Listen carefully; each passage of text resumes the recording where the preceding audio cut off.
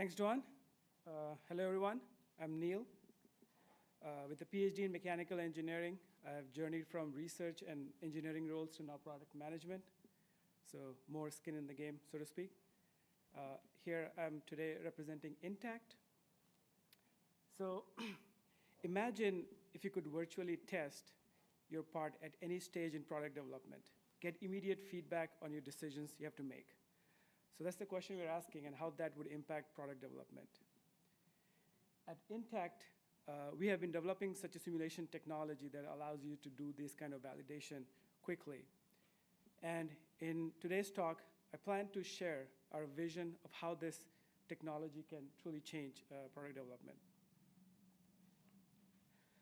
So simulation has been playing a critical role in product development. But today, I would say mostly it's used in the initial phase product design, mainly used to validate design, to study design changes.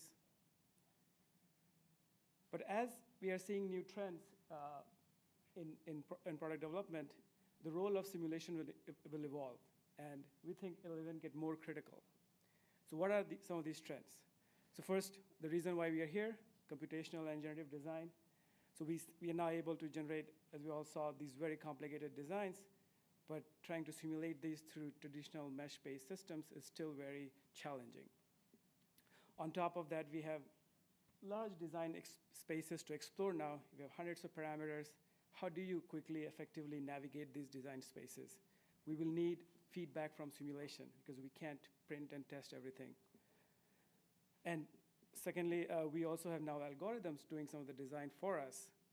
But if these designs are not supposed to just be aesthetically pleasing, but also functional, you need some sort of physics feedback to be able to provide to the algorithm to do these designs effectively. Another trend is, again, additive and composites manufacturing. This is giving us tremendous freedom to make different kinds of geometry and material. But with that freedom comes the challenge of managing the process parameters. Again, we have a lot of process parameters you need to decide. And these process parameters not only affect the geometry tolerance, but they also affect the material. So it does affect the performance. And what if we are able to, when we are designing, think about the process itself and what kind of material you are getting and incorporate that in your design. So this helps you de-risk product development early on. Another trend, digital twin, digital thread. Again, everything is getting captured, scanned, simulated, manufacturing process, a lot of sensors. So you have all this data coming in, and we have a virtual twin of the as-manufactured part. But these twins have to be grounded in physics, in reality. So simulation will play an important role there as well.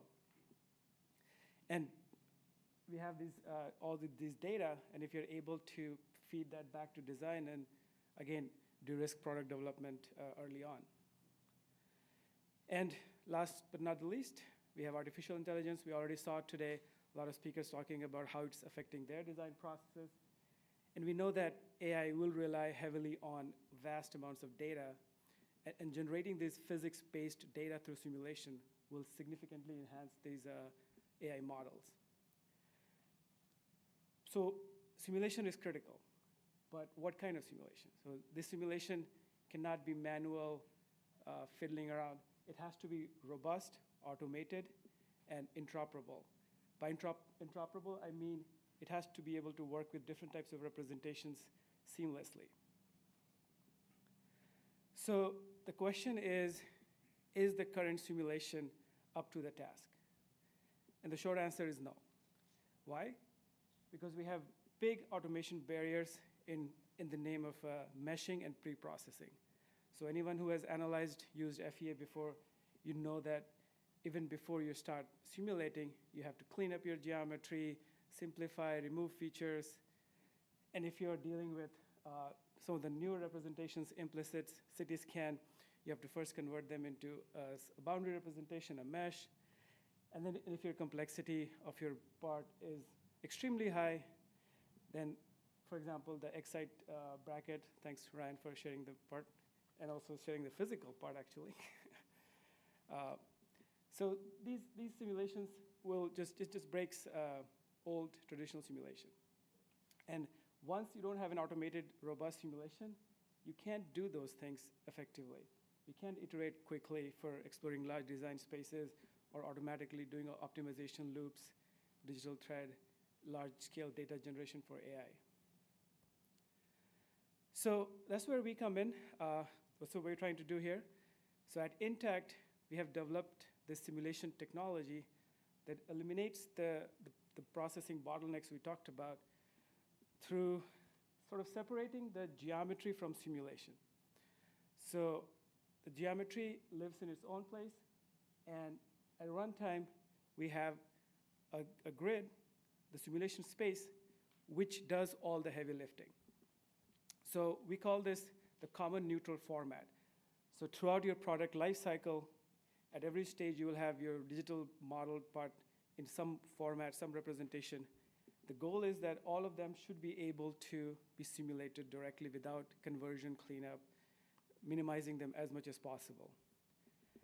So, and not only that, the way the common neutral format represents the data, it can be easily fed into existing CAE solvers to basically solve your linear system and get your physics feedback. These solvers can be commercial, open source.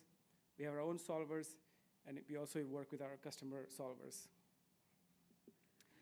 And once everything is automated and robust, and that's how you put everything in a loop, and you get continuous improvement in product development.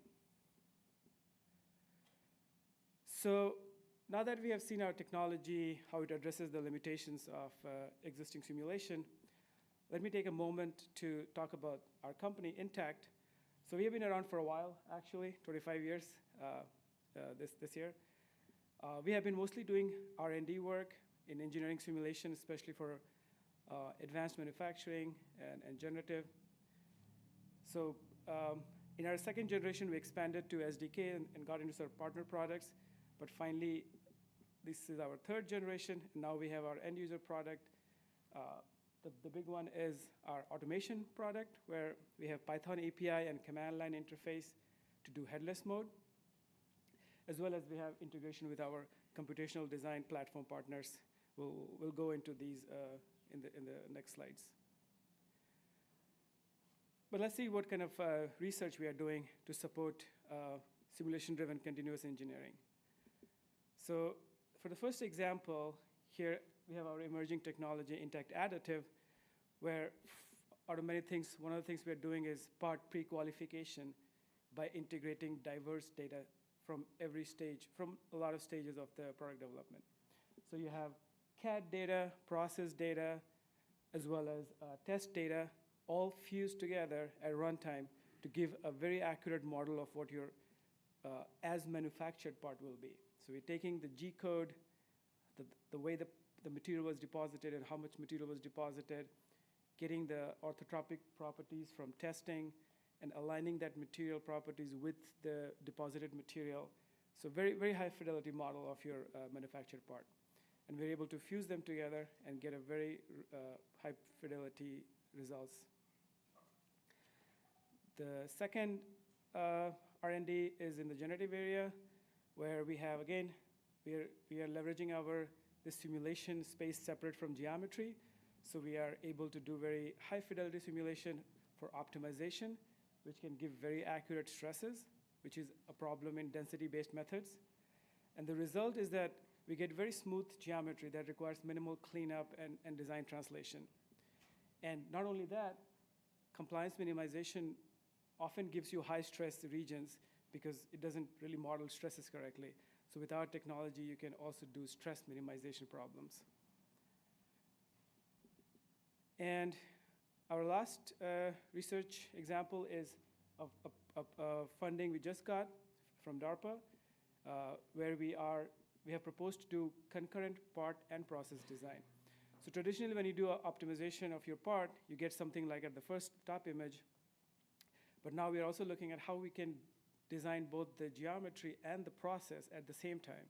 Because in this example is for powder bed fusion, where the laser parameters affect the material, and in those kind of processes, the material is heterogeneous. You have internal zone, boundary zone, and depends on the laser parameters.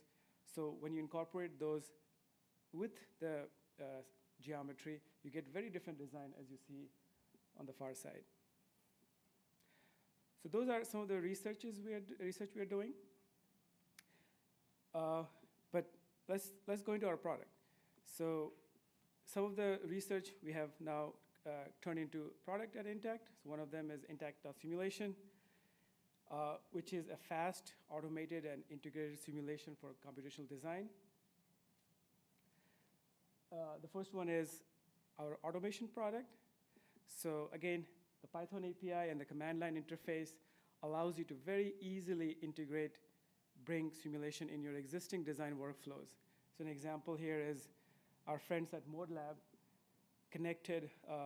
they created this architected metamaterial pipeline and brought and integrated with us to get the physics feedback to help them navigate the design space for metamaterials.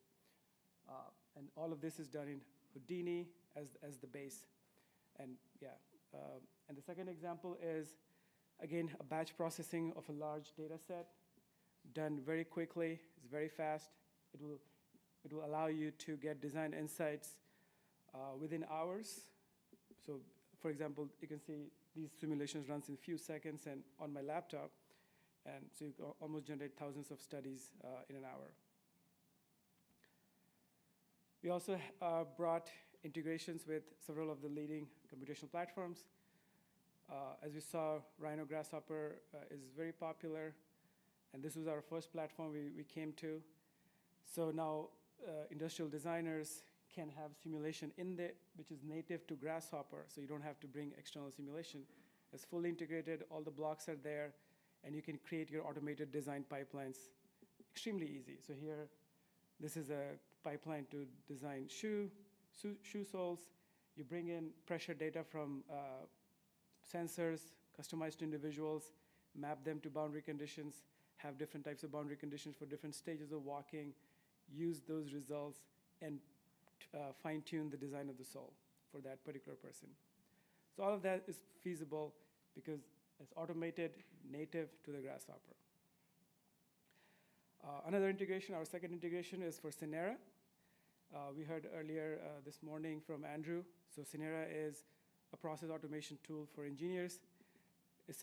They are trying to automate all these complex workflows.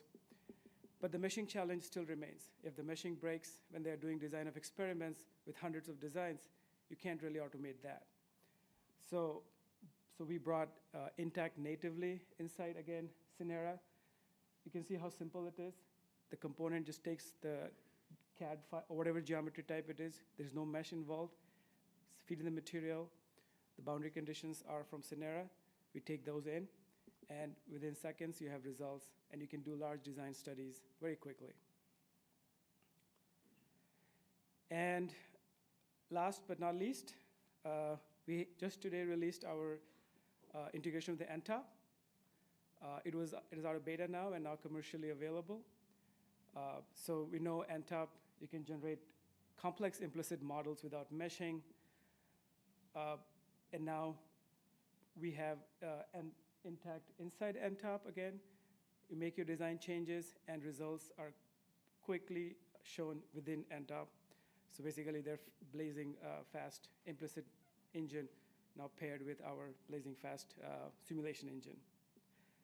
So special thanks to enta for helping us build this integration, as well as Blake to get this collaboration started. And finally, we'll look at some of our what work our customers are doing. So first example is from Moonrabbit.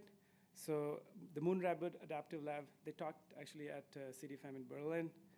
So they have been pushing design using simulation, and especially using Intact within Grasshopper. So the first example is, again, high-performance shoe design for structural design. And again, on the far side is a helmet where simulation was used to identify compliance zones. Again, it's a lattice structure, quite complicated inside. So Moonrabbit has been doing some great work. This morning, you saw a presentation from Slice Lab, Arthur and Diego.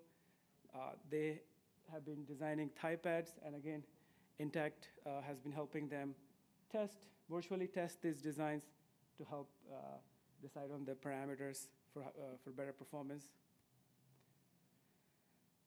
We have friends from Sphyrine here too, so they have been also struggling with meshing problem again, because they have specialized in adaptive density minimal surfaces metamaterial, so they are conformal and they generate quite isotropic stresses, but they're also adaptive, so you can't really simplify this into one material. So you have to analyze the whole thing, and then trying to mesh this was just nightmare. But we have been helping them simulate the performance of the parts, the high performance parts they're designing. And we can share some of the other cool studies, but some special shout out to Alloyd and CDS for their collaboration too. So to conclude, automated and robust simulation will be critical given all these new trends we are seeing. And a testing framework with automated simulation in the background will enable this continuous engineering in product development as well, the way it has done in software, for example. So we saw how Intact has addressed the bottlenecks of existing simulation and basically help us realize the vision of continuous engineering. And we have a lot of research going on in addition to the product I already showed you. So with that, I'll conclude my talk. Thank you.